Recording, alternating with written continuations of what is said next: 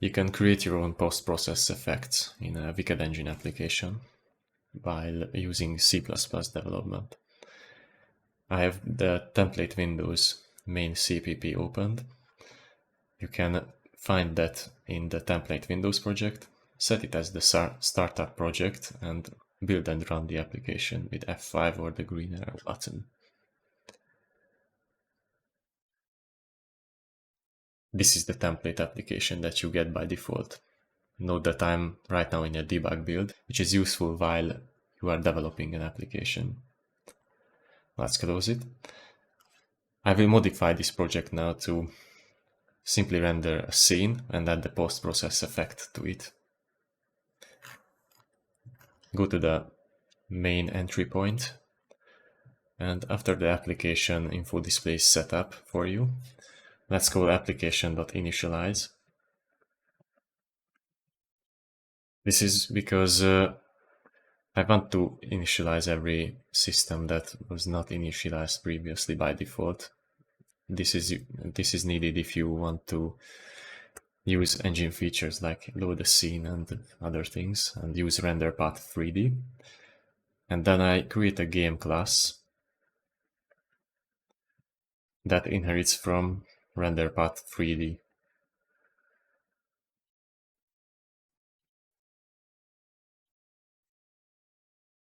I will simply override the start function of it.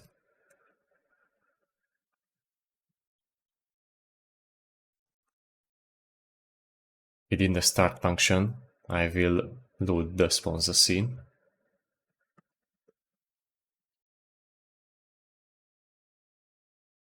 This will be found if we go one directory up. And then in the content, /models/sponsor folder, and it's called the sponsor.wi scene.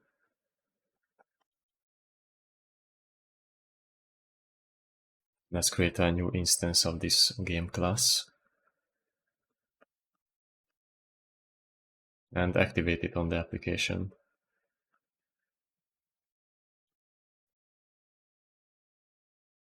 Now that I overridden the start function, once this gets activated, then the start function will be called automatically by the application. And that's why it's important to initialize the application beforehand. Now let's build and run this and see what happens.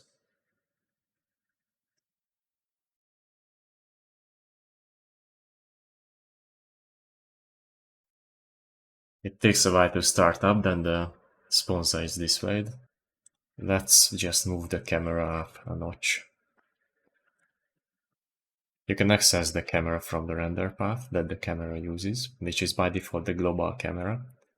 You can also access the global camera in a different way, but this is sufficient for us now. And modify the camera eye's Y position to be, let's say, 3. Let's run this again and see if the camera is good.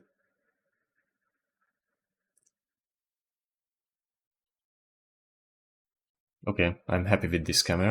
Let's use this setup. Note that I don't usually recommend to load heavy assets in the start function. It's better to use them in the load function and use a loading screen component.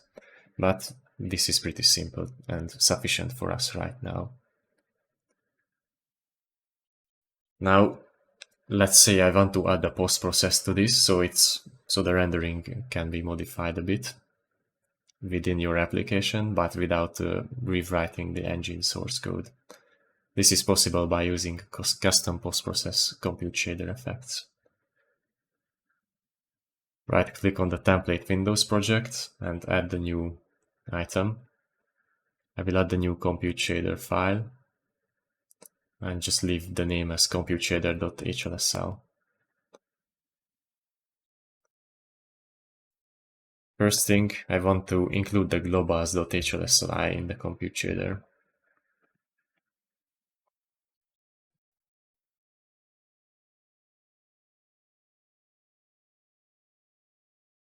Including this file is important because it contains useful helper functionality and other things required for Wicked Engine to successfully use this shader. Then also include shader interrupt postprocess.header file.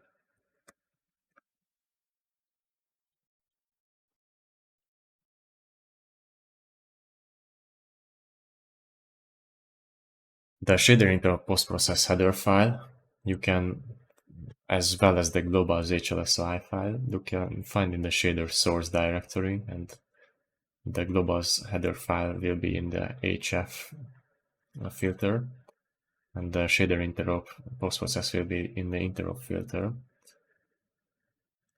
I need this shader interrupt postprocess file to access this structure,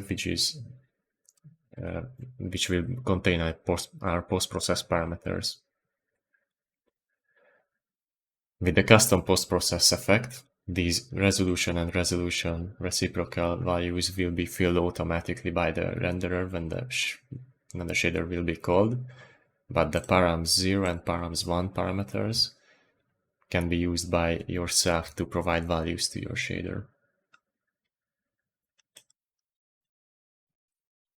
We will declare a push constant block in this shader, and the push constant block will be responsible to send those post-process values from the CPU to the GPU shader.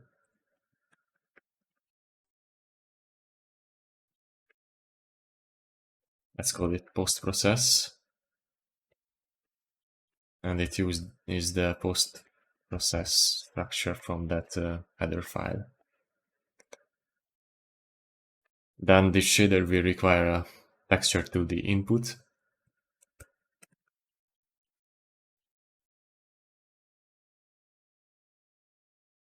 I will put it to the T0 slot. This means that this is a read-only texture shader resource view on the slot 0. And then I will declare a read-write texture 2D of type float4. With read-write textures, you must specify the type of the texture. With read-only textures, you don't have to. Let's call it output and register it to the U0 slot, since this is an unordered access view, and it will be on slot 0. With the custom post-process effects, you get access to these two textures only. So you are able to create simple post-process effects which sample one texture and write one texture. But you won't be able to create more complicated post-process effects this way very easily. The thread count of this shader will require you to use the post-process block size built-in value.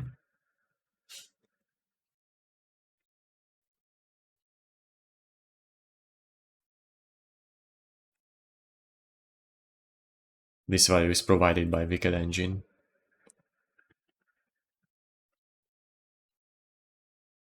By default, these values are 8, so that means that 8 by 8 thread group will be dispatched. But just use these built-in declarations to make your shader compatible with possible future engine changes which might rewrite those values. So within the main entry point of the compute shader, we will declare the pixel variable, which is a uint2, and I like to declare this to not use this, but actually the pixel will purely be the dispatch thread ID of the shader. This way it's a bit nicer looking and better understandable. And declare a color variable of float4 type. And let's just load the pixel value from our input texture into the color variable, simply by accessing it like an array, like a 2D array.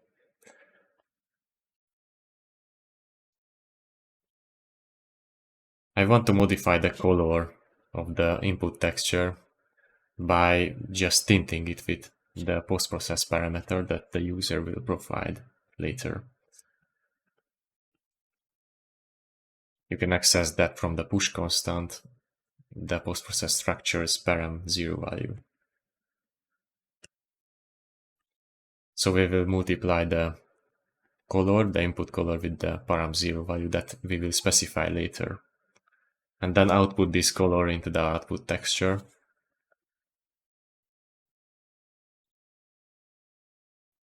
And this will be our post-process shader. One other thing is that Visual Studio will try to compile this shader by itself, but we don't want that. We will want to use the built-in shader compiler of Wicked Engine instead. That will make it possible to compile this shader both for DirectX 12 and Vulkan.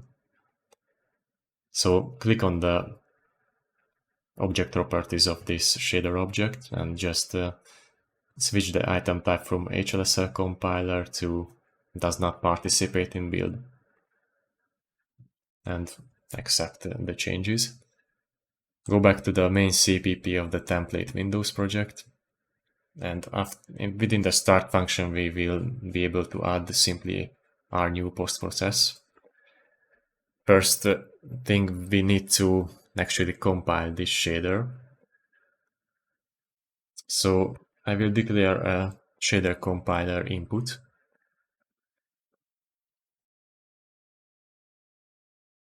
Compiler input. And for the input, let's set up some properties. So the least amount of properties that we need to set up will be some properties are set up for you by default. So the thing we will need to specify for ourselves definitely will be the shader format, the shader source file name, and the shader stage. And I also want to modify the include directories, add the default include directory of Wicked Engine shaders to easily access the globals HLSLI and the shader op into our post-process header file within our shader, which is in a completely different directory now because we added it to the template Windows project. So again, for the input, shader compiler input, let's specify, well, first the shader source file name, which is, as you can see, computeshader.hLSL.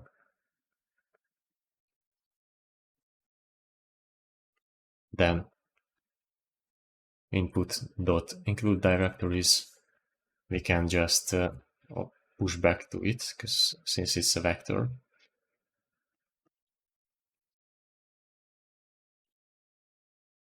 You can get the shader source path used by the renderer, and that will be this directory, or that all the engine shader sources are inside.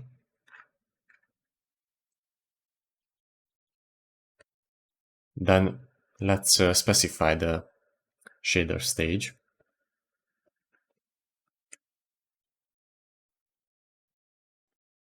Which will be a compute shader. So we specify WI graphics shader stage CS, stands for compute shader.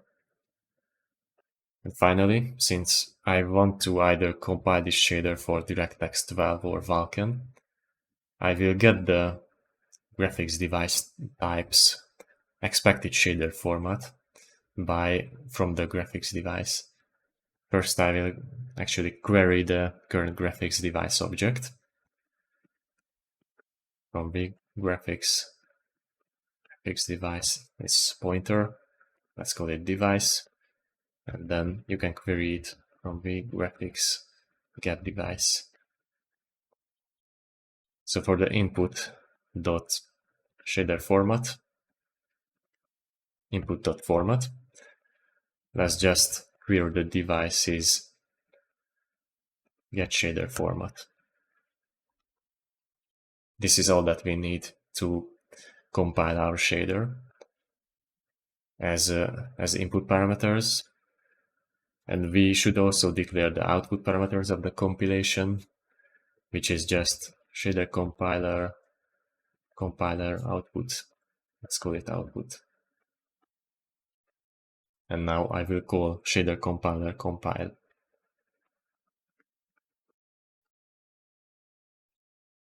Two parameters required for this function, the input and the output. The input must be created beforehand with you filling the required parameters, and the output will be filled out when the shader compilation finishes.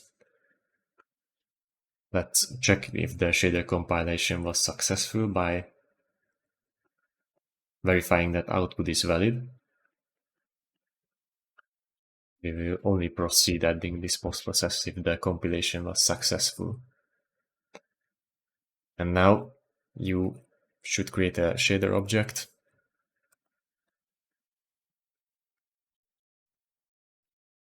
Let's call it shader. And then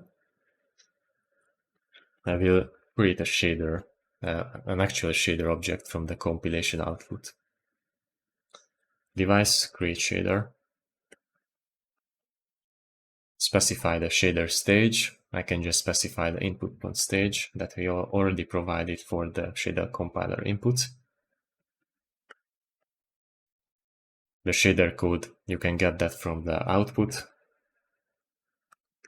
shader data, and the shader code size, you can get that from the output as well. Shader size, output.shader size. And then the last parameter is our actual shader, which will be filled by the create shader.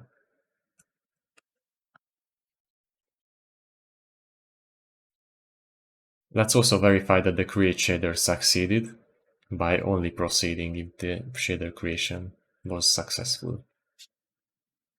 So let's check if it's just a simple if.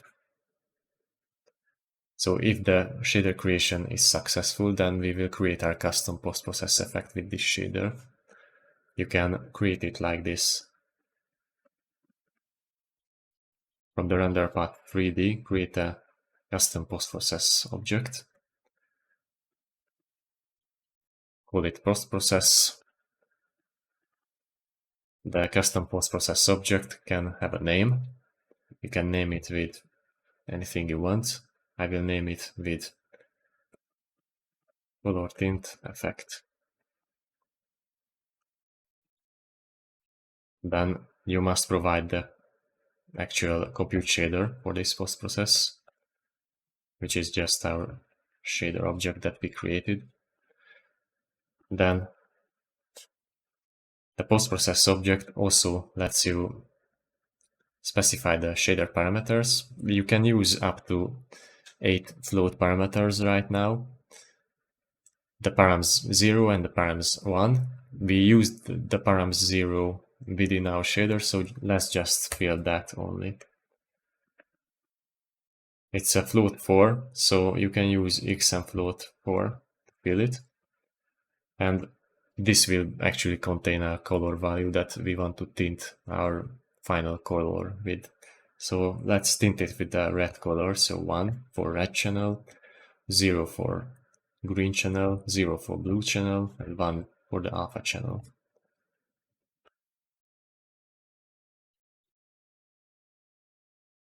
One other thing you want to specify for the post-process is the stage of the post-process that will be running in. There are 2 stages that you can specify currently. One is before tone map and the other is after tone map. Let's specify after tone map for now.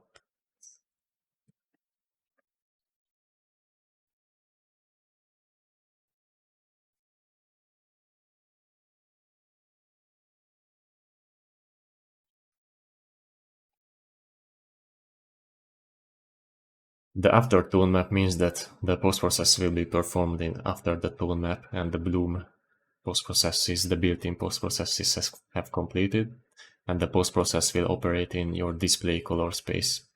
If you use before tone map, then you will operate in HDR color space before tone mapping and bloom were applied. But this will be sufficient for us right now after tone map. And one last thing to do here is to add this postprocess object to our custom postprocesses that the RenderPath 3D has. So this custom postprocesses.pushback postprocess. This should be enough for us to see our red tinting postprocess take effect. Let's build and run the application.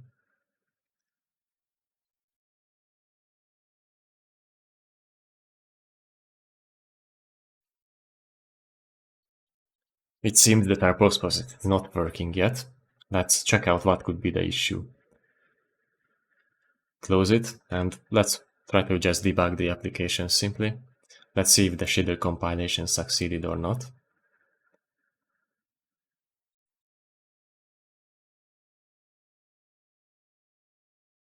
Okay, I set a breakpoint to where the output is valid is checked, and let's see if it goes into this if branch. It seems that the output is not valid. Let's check out why. Just inspect the contents of the output. It should contain an error message, which it does. And it says no member named param0 in postprocess. That indicates that our shader is not valid. Let's go back to the shader, cancel debugging, and yes, this postprocess.param is actually not valid, because let's go to the postprocess interop header file. And yes, the postprocess structure doesn't contain param0, but it contains params0 variable. So let's just change the param0 to params0. Let's go back to the main CPP and again try to debug this again. Now the output is valid, so that means the shader compilation succeeded. The error message also is empty inside of this object. And now let's see if the shader creation succeeded. This shader creation also succeeded, it seems. So our custom postprocess will be added now properly. Let's continue the debugging or running the application. And now you see the red tinting taken effect. Let's just as a simple change try to make it a green tint instead. So this param0 color I will modify it to make the green channel one. Let's rebuild and run this and see if it works properly.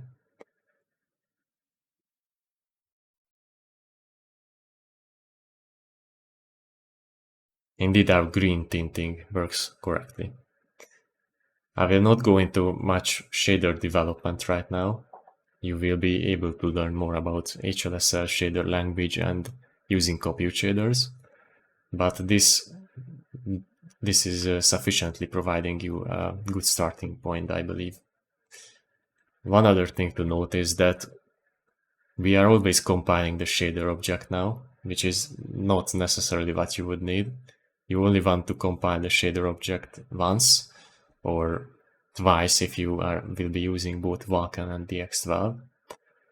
So you would not always compile the shader, but save the compiled shader data into a file, and then in your release application you would only want to load the shader file and not compile it. The way you would do that is that you simply can use the helper file write and file read functionality.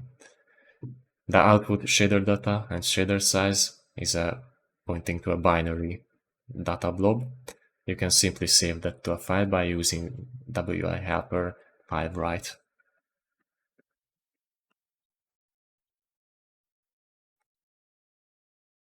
You must specify the file name and the shader data and the shader size. So the file name will be compute shader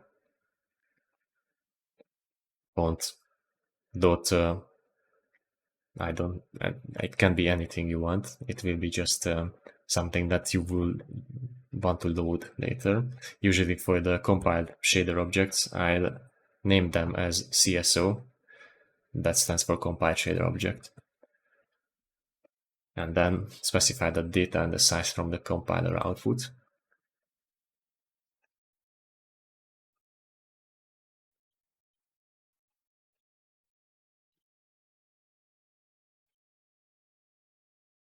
This will write your compiled shader file to a shader file, and then the helper file read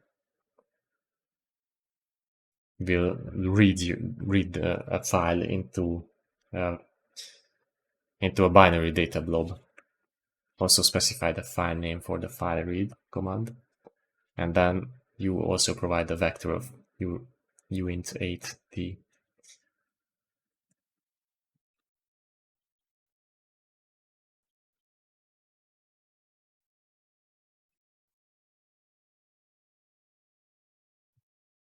This would be all the things that are required for you to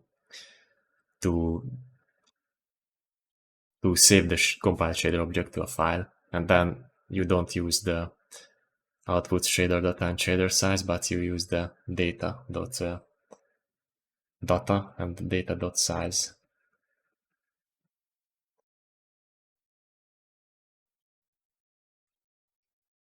Like that.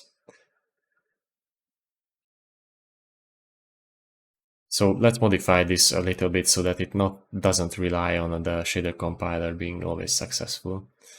I will just refactor this piece of code a bit.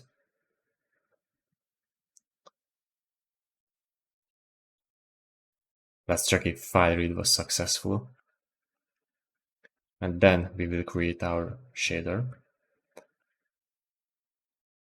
This won't rely on the shader compiler being successful. So I put it before the shader compiler. We will only call the shader compiler if this file does not exist. Let's do that by just specifying an else. Oh, and the input.shader stages will not be available for us, so just hard code that we will create a compute shader object here. So let's say that if the compute shader.cso file is not found, then we will compile our shader.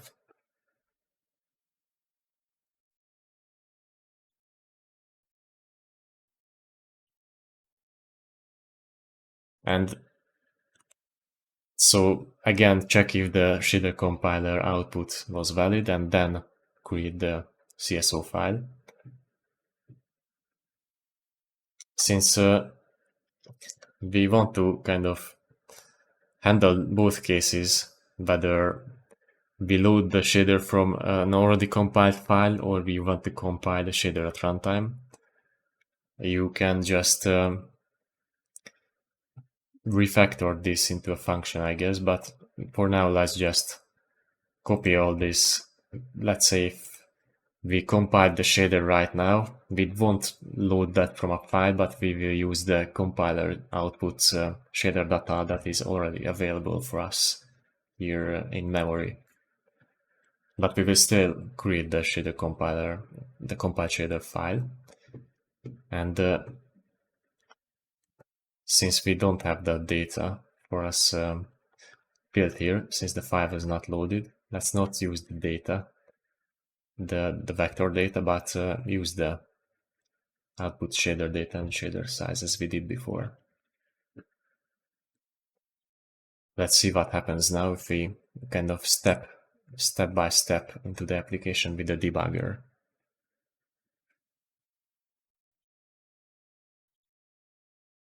Remember that we do not have a compiled shader object file now, so file loading will be not successful. If file loading is not successful, then we will compile the shader as we did before. If the compiler is successful, then the file write will happen and compute shader.cso will be created for us. Step over it and then go to our directory of the Wicked Engine template windows. And you see that the compute shader.cso is now created for us. So in a subsequent run of the application, we should not encounter the shader compiler at all. Anyway, right now the shader is saved to a disk, but we don't load that file from the disk. We just use the compiler output shader data that is already in the memory. Create shader was successful. Our post-process is created and added to custom post-processes. Continue running the application. As you expect, that the green tint that we created is now available as expected. Let's close it. Run it again with the debugger and verify that the file reading from the shader file reading is now successful and shader compilation will not happen at runtime.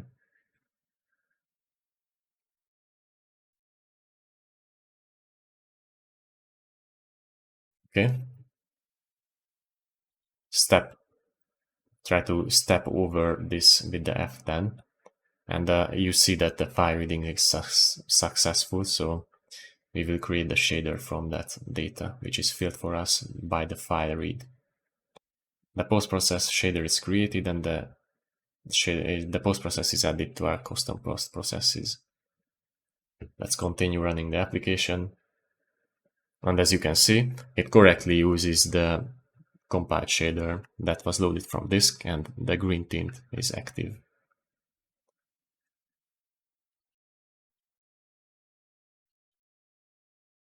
If you are using multiple graphics devices for your game, then you will need to save 2 files of shaders, detect which kind of shader format it's using, which is the compiler inputs format that you can query from the graphics device. It can be either HLSL6 or SPIR-V for now. HLSL6 will be used by DirectX Valve renderer and SPIR-V will be used by Vulkan renderer. You will have to ensure that if you are on DirectX 12, then you get the correct HLSL6 shader format and load those from the disk or compile into that format. And if you are using the Vulkan renderer, you will have to use the SPIR-V shader format, which these two formats are just different binary formats, and if the incorrect format is loaded by the graphics device, then the shader creation will simply fail. One other thing is, if you want to debug your newly created post-process effect, you can use RenderDoc and search for the name that you specified for the custom post-process. This is very simple, just specify your application executable, the correct working directory with RenderDoc, and launch the application.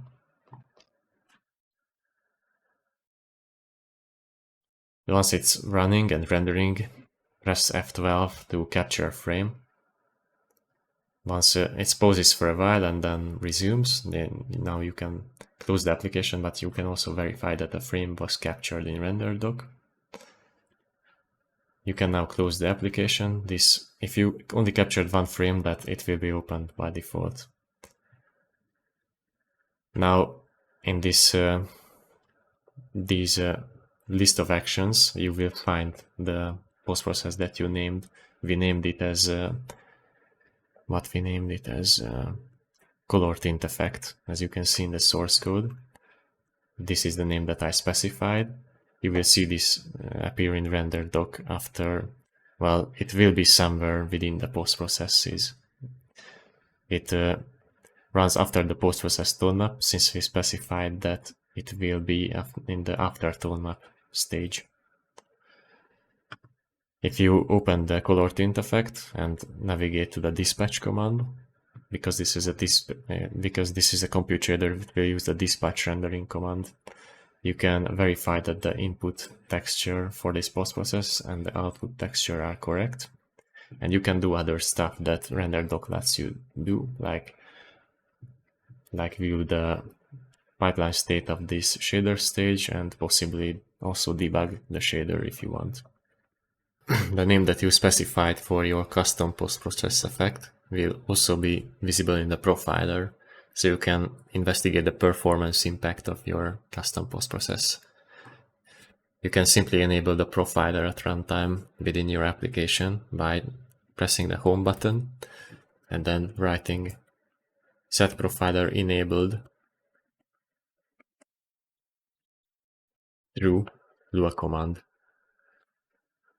The profiler will be displayed, but first disable the backlog, and then the post-process will be in the GPU frame.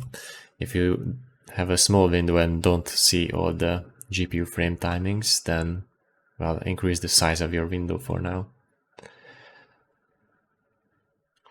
And within this list, you will find that color tint effect takes 0.12 or 3 milliseconds. Since we are in a debug build, then timings will be more inconsistent than when we are in a release build for various reasons.